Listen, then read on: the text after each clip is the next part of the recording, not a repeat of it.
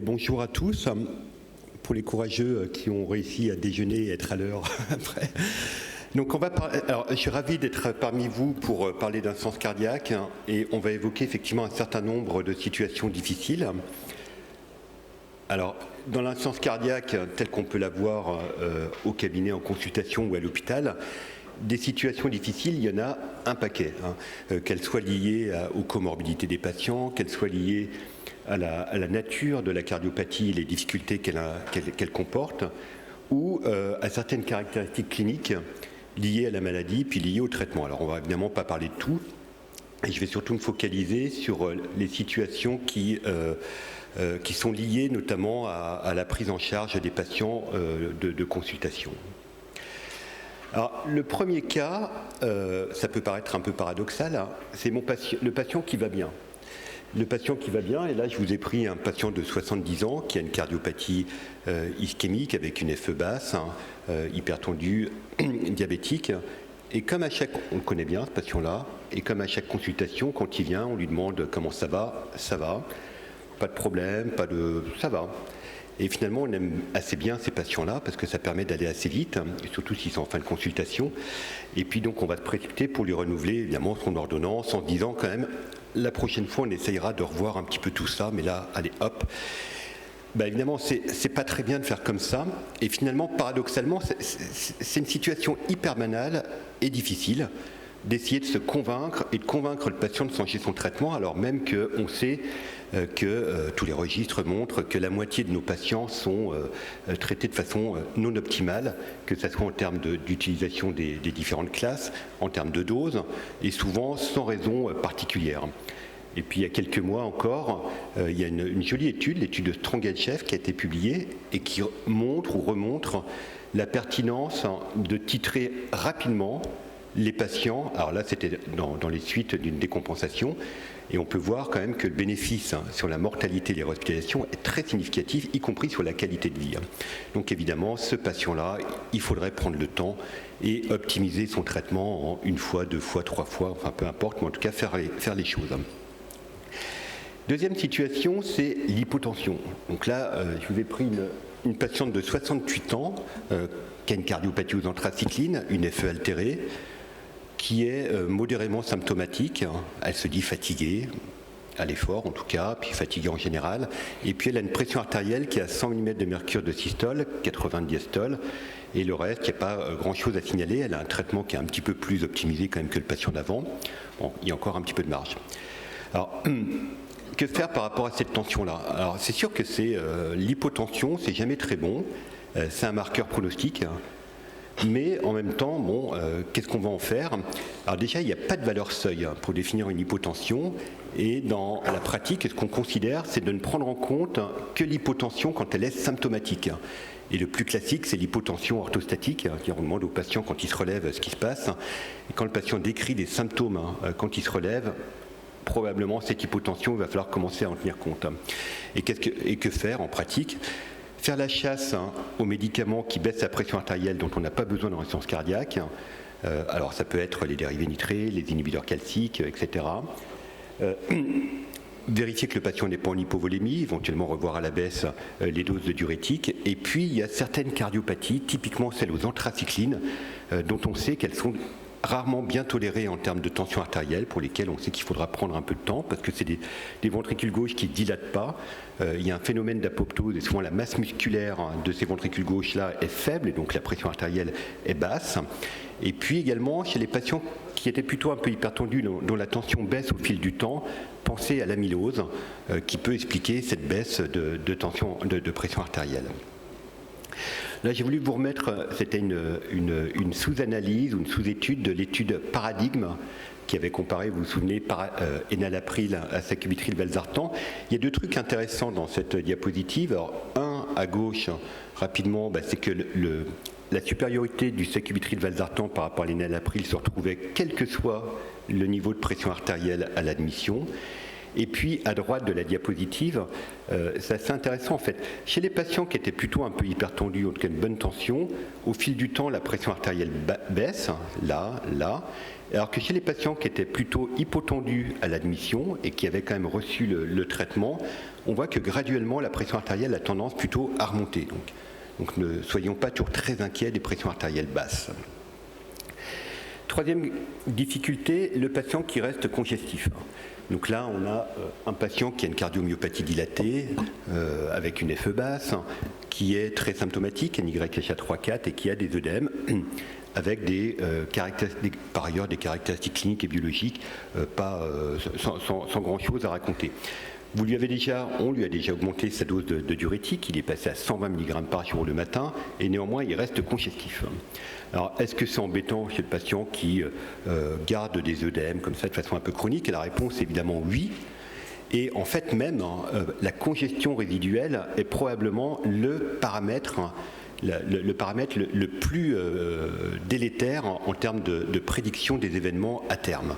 Et alors c'est des études observationnelles à chaque fois, mais ce qui est bien montré, c'est que l'absence de congestion prédit un avenir, en tout cas à court et moyen terme, beaucoup plus joyeux que le patient qui reste congestif. Ça, il n'y a pas d'ambiguïté là-dessus. Alors comment faire? Il faut essayer de comprendre un peu ce qui se passe. Alors est-ce que le patient est réellement encore en hypervolémie? On peut avoir des œdèmes qui sont en fait du lymphœdème, etc. Ou on peut avoir un troisième secteur isolé. Donc est-ce qu'il y a vraiment une hypervolémie? Et est-ce qu'on a réellement une résistance aux diurétiques? Il n'y a pas de définition précise de la résistance aux diurétiques. Néanmoins, on considère qu'il y a une résistance quand la dose de furosémide dépasse les 80, 100, 120 mg par jour, qu'il n'y a pas de réponse clinique évidente. Et notamment, c'est intéressant à l'hôpital, on peut regarder la natriurèse dans les heures qui suivent la prise de furosémide. Et si cette natriurèse reste en deçà de 50 ou 70, clairement, votre diurétique n'est pas efficace. Une fois qu'on a dit ça, il y a les fausses résistances, entre guillemets. En consultation, c'est typiquement, et c'est la majorité de ces patients-là, qui ne prennent pas vraiment leurs médicaments, qui prennent du sel en plus. Et puis, une fois qu'on a éliminé ces cas de fausses résistances, il faut essayer de faire mieux. Comment faire mieux? C'est augmenter les doses de furosémide, bien sûr, mais essayer de les fractionner. Et là, par exemple, notre patient a une seule dose le matin, et on sait que dans les 4 à 6 heures qui suivent l'effet maximum du furosémide, on a un phénomène d'hyper-réabsorption de sel qui a tendance à diminuer l'efficacité natriurétique sur les 24 heures. Donc il faut fractionner les prises, passer à la voie intraveineuse si le patient va à l'hôpital, ça c'est certain. Et puis, quand le patient est en insuffisance rénale, il faut majorer les doses de façon systématique, ça c'est sûr. Et puis si ça ne suffit pas, il va falloir combiner les diurétiques. Alors comment on les combine? Là, cette diapositive vous remontre un néphron avec les différents sites de réabsorption de sel, maximum de réabsorption sur la partie proximale, l'anse de Henle, la partie du tube contourné distal et puis le tube collecteur. Et sur chacune de ces parties du néphron, on a des endroits où on peut avoir une cible thérapeutique. Contourné proximal, on a l'acétazolamide, et éventuellement les glyphlosines qui agissent sur cette partie-là pour inhiber la réabsorption de sel.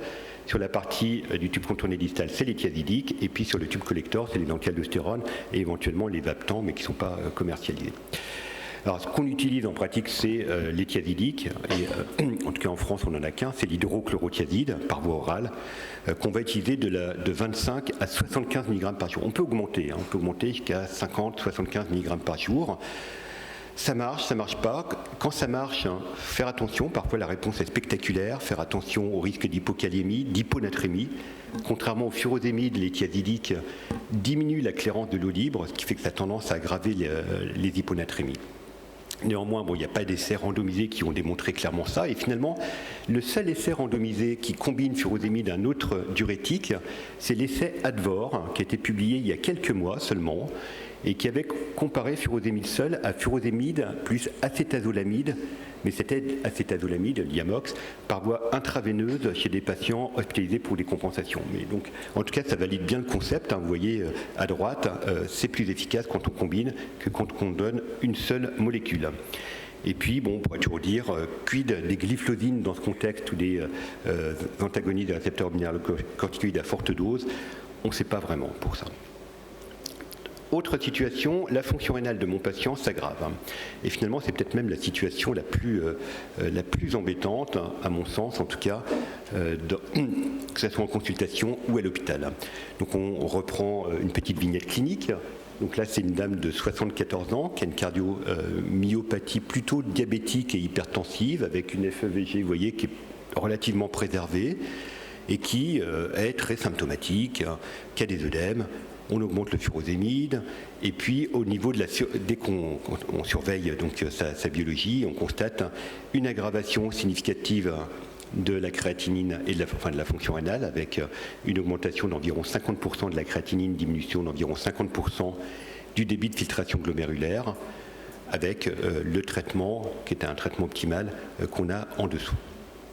Alors, première question, qu'est-ce qu'il faut faire des médicaments de l'insuffisance cardiaque quand on a une insuffisance rénale sévère, quand le DFG passe en dessous de la barre des 30, et puis en dessous, quid même chez le patient dialysé?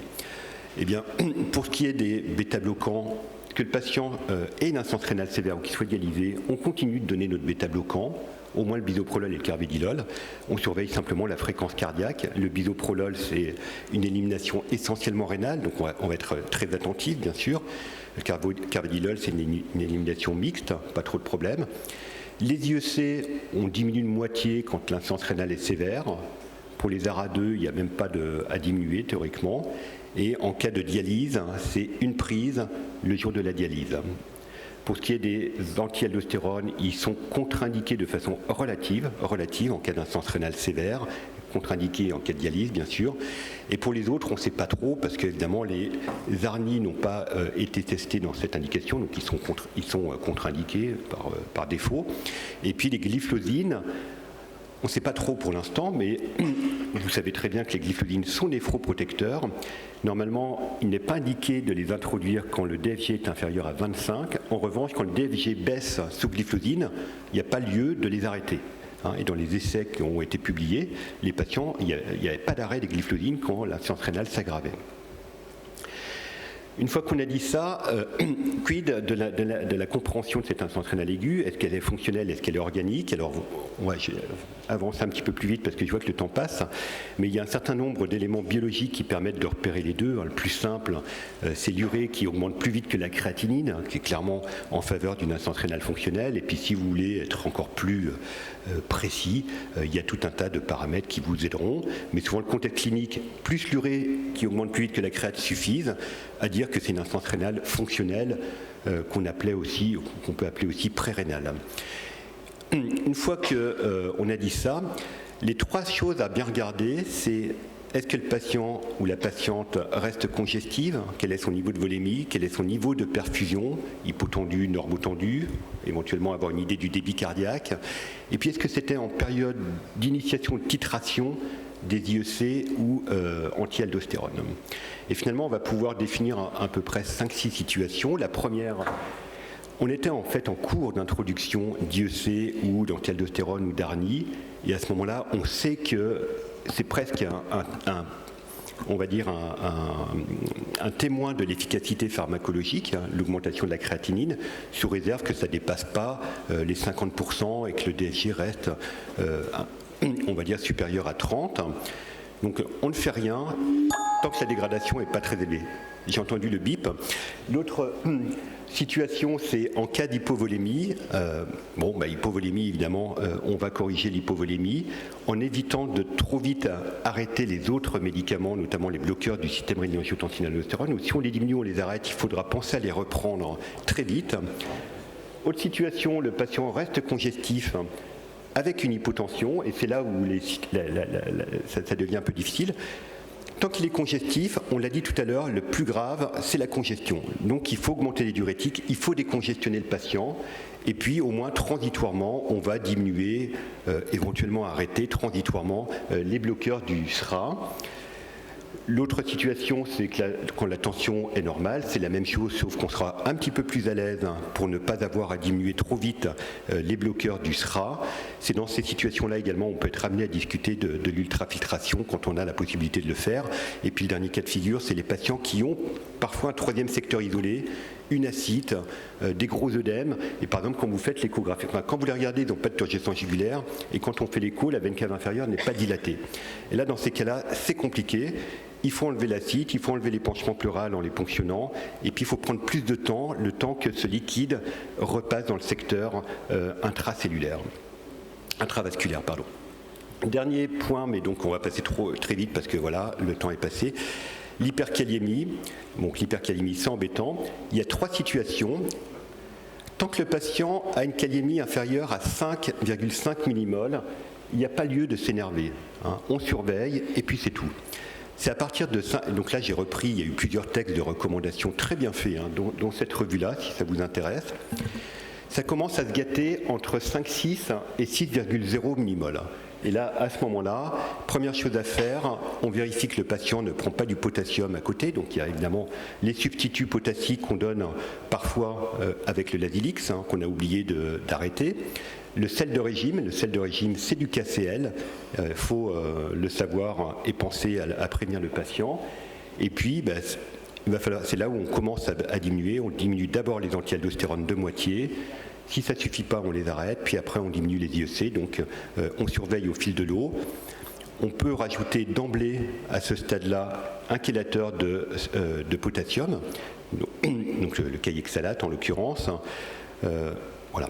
Et puis, si la kaliémie dépasse les 6 millimoles, signal d'alerte, signal rouge, on contrôle la kaliémie pour être sûr que ce n'est pas lié à une hémolyse. On fait un ECG pour conforter l'idée d'une hyperkaliémie sévère ou pas. Et puis, s'il y a une hyperkaliémie sévère avec des signes électrocardiographiques, c'est l'hôpital. Sinon, on peut éventuellement essayer de gérer encore un peu en ville, en arrêtant tous les bloqueurs du SRA et en rajoutant un chélateur du potassium. Et puis, dernier mot concernant l'hyperkaliémie. Le problème de l'hyperkaliémie, qui est souvent le paramètre, enfin la variable biologique qui fait un peu peur, notamment chez les personnes âgées, on peut le comprendre, ça reste, dans les registres en tout cas, la cause principale de non-prescription ou de décroissance, de désescalade du traitement médicamenteux de l'insuffisance cardiaque, que ce soit les IEC, les antialdostérones ou les ARNI. Donc ça, c'est quand même un problème. Donc raison pour laquelle il y a eu ces revues assez récentes, qui en fait, dont le message principal, c'est attention, ne diminuez pas trop vite, soyons prudents certes, mais sans tout arrêter d'emblée. Voilà, donc, juste pour conclure, 2 messages. Donc, le premier, vous l'avez bien compris, qu'il ne fallait pas abandonner la partie trop vite quand ça devenait difficile, que ce soit sur les différentes situations qu'on vient d'évoquer ou d'autres, ou si on est obligé de désescalader, essayer de réescalader dès que ça ira un petit peu mieux. Et enfin, le deuxième message, quand on est confronté à ces situations difficiles, surtout quand elles se répètent, le patient qui décompense, qui est hypotendu, pour lequel on a du mal avec les médicaments, dont la crête s'aggrave, c'est clairement souvent les patients qui ont une insuffisance cardiaque qu'on appelle maintenant avancée. Donc ça commence à devenir difficile, et c'est ces patients-là qu'il faut vraiment cibler, et quand c'est possible, pouvoir les adresser peut-être à certains centres experts pour pouvoir rediscuter l'ensemble des alternatives. Il y a les histoires de valves, il y a évidemment les prothèses rythmiques, il y a tout un tas de solutions, éventuellement les soins palliatifs dans certains cas, mais c'est vraiment là où il faut s'inquiéter de l'étape d'après, de cette fameuse quadrithérapie médicamenteuse. Voilà, je vous remercie de votre attention.